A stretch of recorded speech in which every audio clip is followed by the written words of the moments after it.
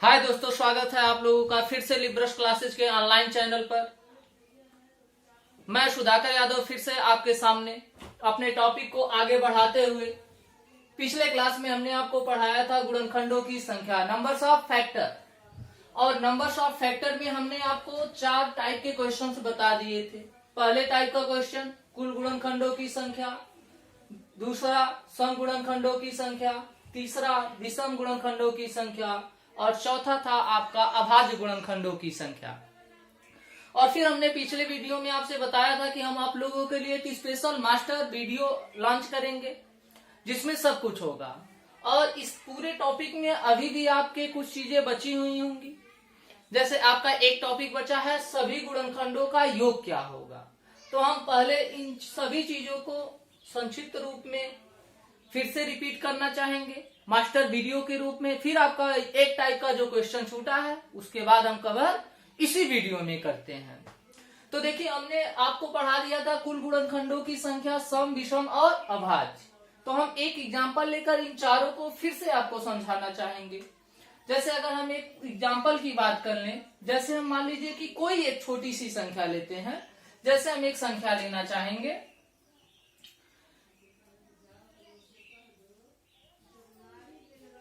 2200। मान लीजिए हम एक संख्या ले लेते हैं 2200 और आपसे हम ये पूछते हैं कि 2200 के पास कुल कितने गुणनखंड हैं।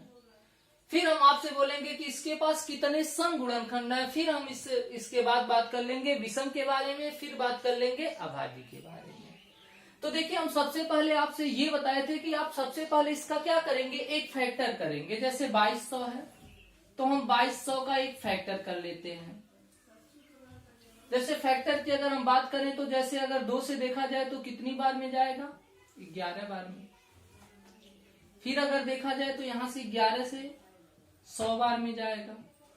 फिर देखा जाए तो 2 से कट करें तो कितनी बार में जाएगा, 50 बार में जाएगा। फिर अगर 2 से कट कर दे तो 25 बार में। और फिर अगर हम 5 से कट कर दें तो कितनी बार में जाएगा, 5 बार में जाएगा। यानी हम कह सकते हैं कि हम 2200 को अगर खंड करके लिखें तो यहां देखिए 2 कितनी बार है, 3 बार है। तो हम लिख सकते हैं 2 दी पावर 3 गुणे। अगर देखें 5 कितनी बार है, 2 बार है, तो 5 के घाते 2 फिर गुणे। अगर 11 देखें तो कितनी बार है, 1 बार है। 11 टू दी पावर क्या लिख सकते हैं, 1 लिख सकते हैं। यानी यदि हम 2200 का खंड करें तो 2200 का जो खंड होगा 2 दी पावर 3 गुणे 5 टू दी पावर 2 गुणे 11 टू दी पावर 1 होगा। अब इसके कुल गुणनखंडों की संख्या की हम बात कर लें। अगर इसके कुल गुणनखंडों की हम संख्या की बात कर लें तो हमने पिछले वीडियो में बताया था कि जो कुल गुणनखंडों की संख्या होती है उसमें हम क्या करते हैं कि घात में 1 की वृद्धि कर देते हैं और फिर सबका हम क्या कर देते हैं, आपस में गुणा करा देते हैं। जैसे यहां अगर हम देखें तो देखिए 2 दी पावर 3 है तो हम 3 में क्या करते हैं, 1 की वृद्धि करेंगे। फिर यदि देखें तो 5 टू दी पावर 2 है तो हम फिर 2 में कितने की वृद्धि करेंगे, 1 की वृद्धि करेंगे। फिर देखिएगा 11 टू दी पावर 1 है तो 1 में हम फिर 1 की वृद्धि करेंगे तो 1 प्लस 1। तो यहां से देखें तो 3 1 4 2 1 3 1 1 2 4 3 12 12 दूना 24। यानी अगर हम 2200 के कुल गुणनखंडों की बात करें तो टोटल फैक्टर्स जो होंगे कितने होंगे, 24 होंगे। फिर देखिएगा अगर हम सम की बात करें तो सम में देखिएगा हमने बताया था कि जो 2 दी पावर होता है उसमें हम किसी प्रकार की कोई वृद्धि नहीं करते हैं। जैसे 2 दी पावर 3 है तो हम केवल पावर 3 को ही ले लेंगे, बाकी सब में आप वृद्धि करिए। जैसे 5 के पावर 2 है तो फिर 2 में हम कितने की वृद्धि करेंगे, 1 की वृद्धि करेंगे। फिर 11 के पावर 1 है तो फिर हम इसमें कितने की वृद्धि करेंगे, 1 की वृद्धि कर देंगे। तो देखिएगा 3 गुणे 3 गुणे 2, 3 त्रिका है 9, 9 दूना 18। यानी अगर इसके सम गुणनखंडों की संख्या की हम बात कर लें तो टोटल इसके पास 18 ऐसे फैक्टर होंगे जो क्या होंगे, एक इवन नंबर होंगे, यानी सम संख्याएं होंगी। अब देखिएगा अगर हम विषम की बात करें तो अगर आपको ये दोनों चीजें पता हो तो हम क्या करेंगे, इसके पास टोटल कितने फैक्टर हैं 24 और सम फैक्टर्स कितने हैं 18। तो अगर हम 24 से 18 को माइनस कर दें तो कितने फैक्टर्स आ जाएंगे 6। यानी अगर इसके विषम फैक्टर्स की बात करें तो कितने होंगे 6 होंगे।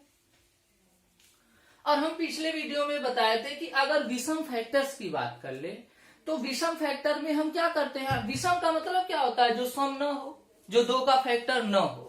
तो आप इस फैक्टर में क्या करते हैं, इस 2 को क्या करते हैं, भूल जाते हैं। यानी 2 के पावर जो भी रहेगा उससे हमारा कोई लेना देना नहीं रहेगा।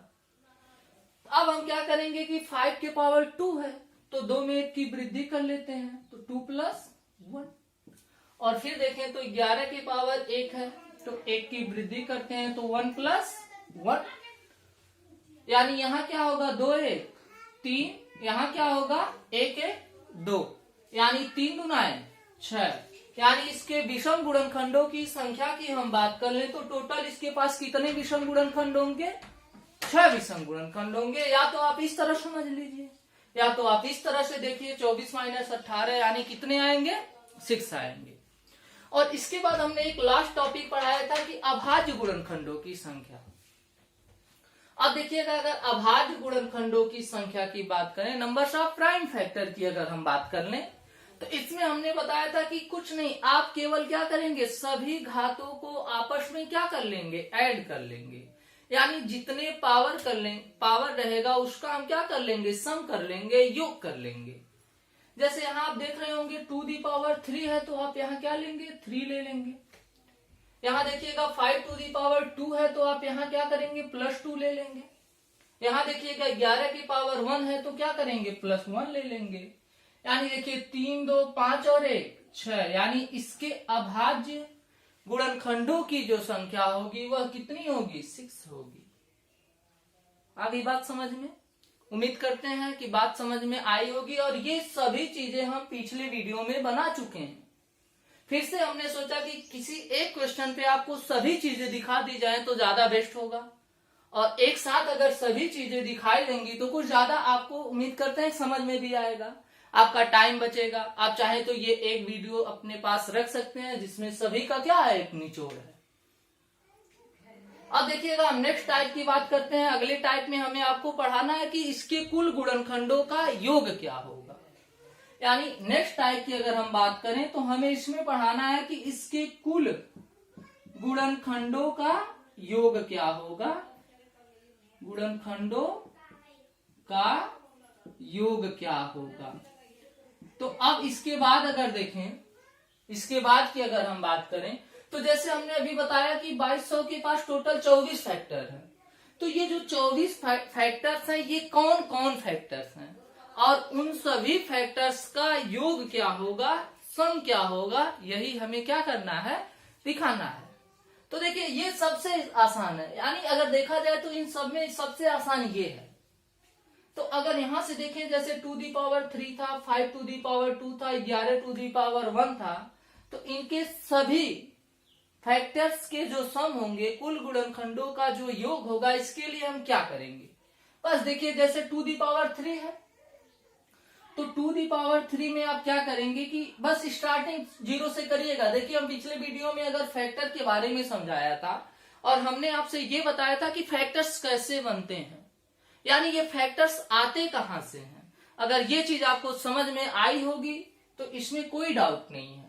जैसे 2⁻³ है तो हमने बताया था स्टार्ट 0 से करते हैं, जैसे 2⁻0, फिर +2⁻1, फिर देखिए +2⁻2 +2⁻3। ठीक है, आगे की बात करते हैं। तो यहां देखिएगा अगर 5 की बात कर लें तो 5⁻0 + 5⁻1 + 5⁻2। आगे की बात कर लेते हैं। 11 है तो देखिए 11⁻0 + 11 के पावर 1। अब देखिएगा इसके मान की बात करें तो 2⁻0 का वैल्यू कितना होता है 1, इसका मान होगा 2, इसका मान होगा 4 और इसका मान होगा 8। अगर हम इसकी बात कर लें तो 1, यहां होगा 5, यहां होगा 25। फिर देखिएगा अगर यहां की अगर हम बात कर लें तो 1 प्लस 11,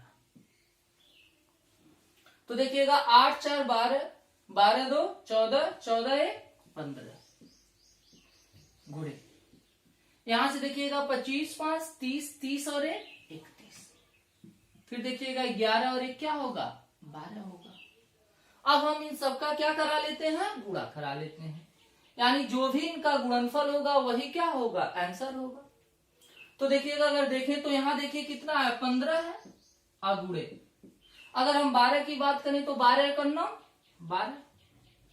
फिर देखिएगा 12 तिया 36, 36 और 1 कितने होंगे 37 हो जाएंगे। फिर हमें क्या करना है 15 गुणे क्या कराना है 372 कराना है। ठीक है, अब देखिएगा 15 दुना 30। ठीक है, कैरी की हम बात कर ले तो कितना कैरी आया 3 कैरी आया। ठीक है, फिर देखें तो 15 सत्ते 105, 105 में अगर 3 जोड़े तो कितना हो जाएगा 108 हो जाएगा। हासिल की हम बात कर लें, कैरी की बात कर लें तो कितना होगा 10 होगा। फिर देखिए 15 तिया 45, 45 और 10 कितने होते हैं 55 होते हैं। यानी ये जो 5580 आएगा यही इनके सभी फैक्टर्स के क्या होंगे, योग होंगे। ये रहा आपका आंसर। अब देखिएगा इस क्वेश्चन की अगर हम बात कर लें तो अब क्या होता है कि कुछ बच्चों के मन में डाउट आते हैं, जैसे अपना विचार आता है कि ये इतना लेंदी है, इतना बड़ा है, क्या हम पेपर में कर पाएंगे। तो देखिएगा ऐसा कुछ नहीं है। सबसे पहली बात तो उन लोगों के मन में ये आता है सर इसके आंसर और बड़े भी आ सकते हैं, नहीं ऐसा होता नहीं है। आप कभी भी फैक्टर्स करिएगा, कभी भी जो इसके फैक्टर्स होते हैं ये ज्यादा बड़ा नहीं होता है। ये जैसे मान लीजिए हमें समस्या कब आएगा, जब 11 के पावर कुछ आए, जैसे ज्यादा आ जाए 2 3 आ जाए, 7 के पावर कुछ आ जाए, तब हमें प्रॉब्लम्स होते हैं। लेकिन आप थोड़ा मेरी बात ध्यान से समझिएगा कि अगर 11 के पावर 2 3 से ज्यादा आएगा या फिर 7 के पावर 2 3 आ जाएगा तो ये संख्या बहुत बड़ी हो जाएगी, यानी ये 2200 की जगह कहीं लाखों और करोड़ों में जाने लगेगी। तो आप लोग परेशान मत होइएगा, पेपर में काफी इजी क्वेश्चंस आते हैं, बस ये चेक किया जाता है कि आपको नॉलेज कितना है। बात समझ में आ रही होगी। तो इसमें ज्यादा आप कंफ्यूज मत होइएगा और ये बेहद ही आसान है और इसमें भूलने वाली कोई बात नहीं है, क्योंकि ये आपका प्योर कॉन्सेप्ट है। अगर आपको ये कॉन्सेप्ट पता है तो समस्या आने वाली नहीं है। और ये हम 0 से क्यों स्टार्ट करते हैं ये हम पहले ही वीडियो में बात कर लिए थे। तो ये आपके रहे गुणनखंडों की संख्या में आपके केवल 5 टाइप। अगर आपको इन 5 टाइप में कोई डाउट हो तो शेयर जरूर करिए, कमेंट जरूर करिए कि क्या डाउट्स हैं। ठीक है, अब हम इसके बाद की बात करते हैं, थोड़ा इसके प्रैक्टिस की बात कर लेते हैं। जैसे कुल गुणनखंडों का योग क्या होगा, 1-2 और एग्जांपल के रूप में देख लेते हैं। जैसे मान लीजिए कि हम कोई दूसरा एक संख्या लेते हैं। जैसे मान लीजिए कि हम ले लेते हैं 420, अंक बहुत अच्छा है, ले लेते हैं 420, देखते हैं कि आता है कि नहीं आता। तो देखिएगा अगर हम 420 की बात करें तो देखिए 7 से अगर कट करें तो कितनी बार में जाएगा। फिर देखिए, फिर अगर इसके बाद की अगर हम बात करें तो 2 से अगर कट करें तो 30 बार में। फिर देखिए ये 2 से कट करें तो कितनी बार में, 15 बार में। फिर देखिए अगर 3 से कट कर दें तो 5 बार में। यानी अगर हम 420 को लिखना चाहें तो ये 420 जो होगा क्या होगा, 2 दी पावर 2 होगा, 3 टू दी पावर 1 होगा, 5 टू दी पावर 1 होगा और 7 टू दी पावर 1 होगा। अब इसके कुल गुणनखंडों के योग की बात करें तो वही पिछला कॉन्सेप्ट, 2 दी पावर 0 प्लस 2 दी पावर 1 प्लस 2 दी पावर 2। फिर यहां देखिएगा 3 टू दी पावर 0 प्लस 3 टू दी पावर 1। यहां देखा जाए तो 5 टू दी पावर 0 प्लस 5 to the power 1, 7 to the power 0 प्लस 7 टू दी पावर 1। तो यहां अगर देखें तो 1 होगा प्लस 2 होगा प्लस 4 होगा। यहां देखिए तो 1 प्लस 3 होगा। अगर यहां देख लें तो 5 + 1 होगा, या फिर हम कह सकते हैं 1 + 5 होगा। यहां देखें तो 1 + 7। तो यहां देखिएगा 4 2 6 1 7, यहां देखिएगा 4, यहां देखे तो 5 और 1 6, यहां देखे तो 7 और 1 8। अब इनका हम क्या करा लेते हैं, आपस में गुणा करा लेते हैं। तो देखिएगा अगर गुणा यहां से कराएं तो देखिए यहां से अगर देख लें तो 7 4 28, गुणे यहां से देखें तो 8 6 48। अब देखिएगा हम 28 और 48 का अलग गुणा करा के देख लेते हैं। तो यहाँ देखिएगा 48 है और यहाँ देखिए 28 है, गुणा करा लेते हैं। 8 × 64 6, 8 चौको 32 32 6 38, 2 8 16, 2 चौको 8 1 9, यहाँ देखिए 4 आया, 8 से 14 आ गया, 9 3 12 और 1 13, यानी कितने आ गए 1344। ये आपके थे आंसर। ठीक है, उम्मीद करते हैं बात समझ में आ गई होगी। अब ये आपके क्या थे, नंबर्स ऑफ फैक्टर, यानी गुणनखंडों की संख्या क्या थी। अगर हम गुणनखंडों के योग की बात कर ले तो गुणनखंडों का योग क्या होगा। ठीक है, तो अगर आपको कोई समस्या हो तो कमेंट जरूर करिएगा, वीडियो को लाइक जरूर करिएगा।